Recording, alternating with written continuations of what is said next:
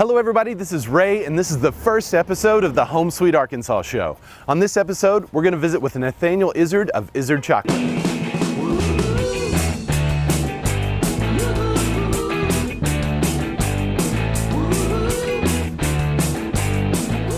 Hey Ray. Nathaniel. How's it going? Good man, how are you doing? Doing good, doing good. So I know you guys are a local chocolate company. Tell me a little bit more about who you are. Yeah, well we're a chocolate maker company, and so I know that sounds obvious. And what we actually do is we start with cacao, which is the main ingredient in dark chocolate, and we process that with other ingredients into dark chocolate. We're one of about 100 companies in the U.S. that do that. Wow, that's a really big deal to have here locally too. Absolutely, yeah. We're the first local bean-to-bar chocolate maker in Central Arkansas. Bean to bar, yeah. Like farm to table. Yeah. Well, tell us a little bit more about the process.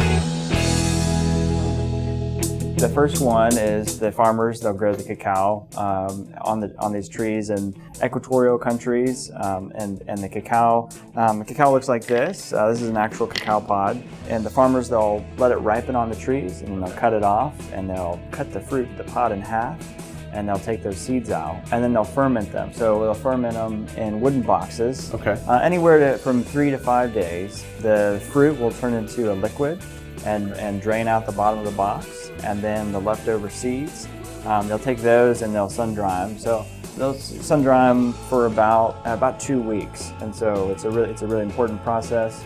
We only buy sun-dried cacao. You can get artificially dried cacao, but the quality is much higher when you do sun-dried. So what's it look like when you get it? So let's show you.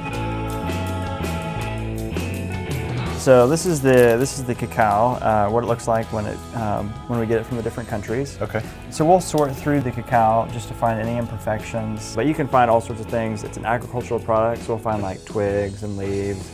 You can even find contraband though. I mean, you can find all sorts of... Contraband. Yeah, there's one guy who found a gun in one of his cacao bags, yeah. And he was like, I think we better throw that away, but... Wow. Yeah. So it's kind of like cereal as a kid, when there's a prize inside, you never really know exactly... Exactly, yeah, you never know what you're gonna get.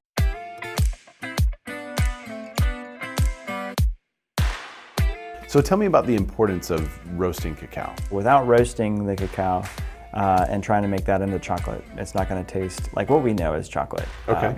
And so we had a machine built for us in Oklahoma, and this machine gives us a lot of controls and ability to change how it will roast the cacao. Okay. And it also creates consistency. Cacao has a high fat content, so we don't want to burn that fat. How long does it take to roast? It takes about 15 minutes to roast every 12 pounds of cacao. So you can get a lot roasted in one day. We sure can, yeah. And with all the controls, each batch comes out consistent. Very consistent. So what's it look like when it comes out?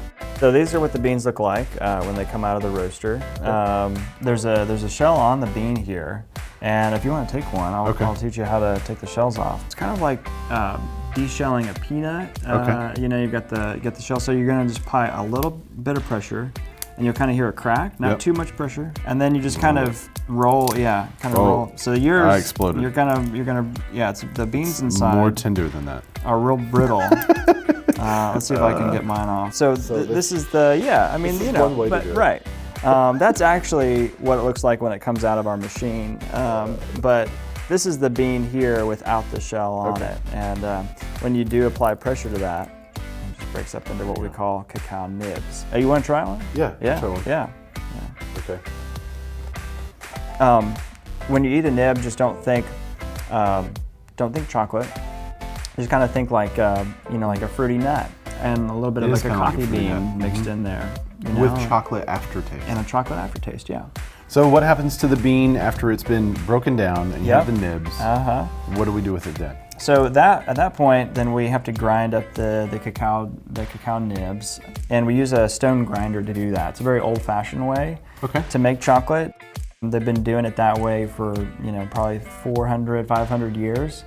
It doesn't overheat the beans, and there's a lot of different ways, but it gives that old-fashioned touch to the chocolate. So we're able to see it, just like, wow, it liquefied. So it's not ground into a powder like people. I was thinking, well, from the nib it goes to like a cocoa powder, but it doesn't go to a powder. It actually goes right to the It goes in, yeah, to liquid chocolate. liquid. Yeah, and they actually call it cacao liquor, and it doesn't have anything to do with alcohol, unfortunately. But,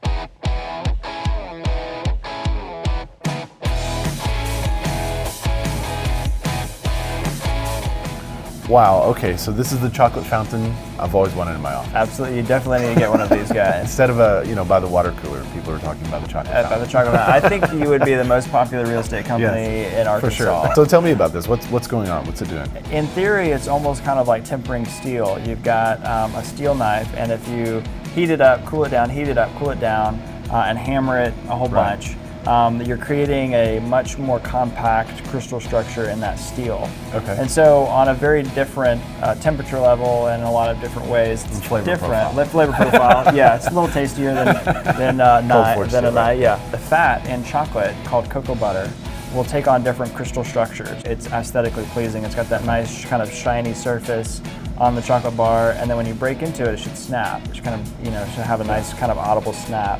Tempering the chocolate does also help make the way it melts in your mouth more amazing. So Making my mouth water. yeah. Well, So what do you do with it in this liquid form? once it's in this form, this is the last stage before we'll wrap it up and sell it.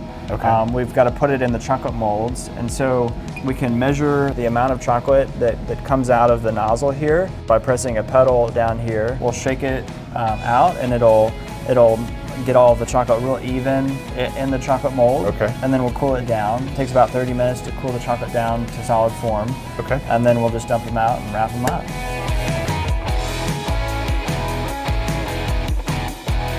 Okay, this looks amazing. It smells good. Yeah. At this point, we wrap them in foil, and then we wrap them in our labels, and we ship them out. Awesome. Yeah, I can show you how to wrap a bar if you want. Yeah, I love Yeah, granola bar. yeah. That'd be cool. Let's wash our hands first. Okay, we're washed up, ready to go. Yep. So yep. what's the first step? So the first step is just to take a chocolate bar. So the easiest way to do it is just to put your hand under, pick it up, and then take it by the corners, Okay. and then just grab it, and then lay it upside down. Upside down.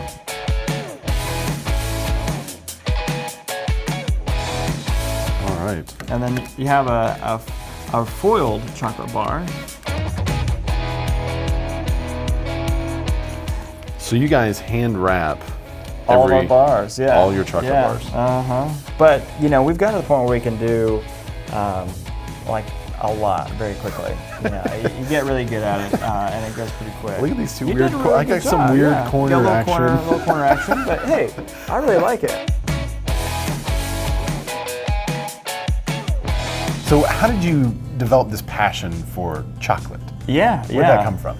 I Googled how do you make chocolate, and the first thing that came up was like bonbons and truffles. And I was like, no, I want to make actual chocolate. I want to make the ingredient, like a chocolate bar from the grocery store. I just really fell in love with the whole process. I fell in love with trying to perfect something and create something. I love the artisanship and the craftsmanship, and there's so many variables, there's so many things that you can change and manipulate, and I really did want to start a business. Started selling chocolate down at the farmer's market, and people really loved what I was doing. They loved the idea of it, and so I started making chocolate, and then from there we just grew into this space, and we've grown quite a bit. We're in about 50 different stores, mostly here in Arkansas, and then some in Texas and some other states, and a little bit in Canada as well.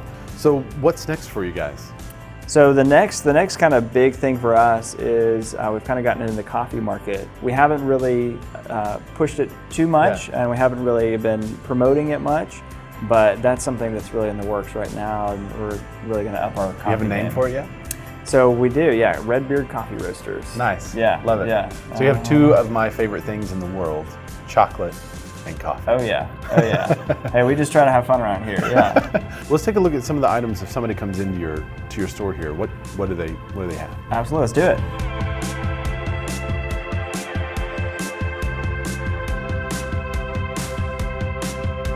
All right, Ray. What caramel do you want? We've got Okay, this is amazing. sea salt, bourbon pecan, Raspberry. raspberry. Coffee caramels. We get local ingredients like our bourbon pecan caramel, Uses Rocktown bourbon, Arkansas pecans. Our coffee caramel, it uses our coffee that we roast here. Our sea salt caramels, we use our Icelandic sea salt, which has always been a really popular combination. And our raspberries, we use fresh raspberries. We'll cook them down, strain the seeds out, add the puree to the caramel.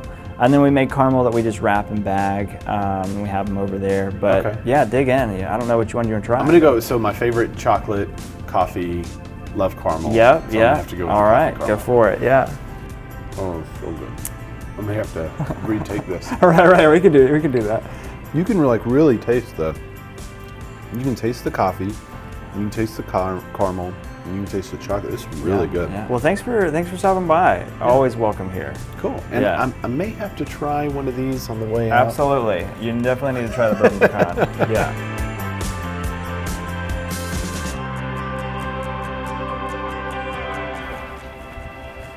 Hey everybody, thanks for checking out the Home Sweet Arkansas show. Be sure to go to izardchocolate.com, or you can come down to Beechwood and try some of these tasty morsels in person. So thanks for checking it out, and we'll see you next time.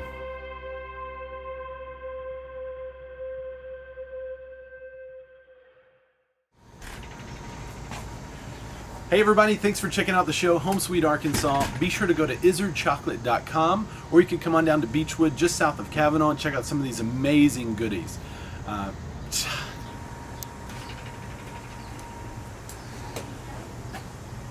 Forgot what I was gonna say.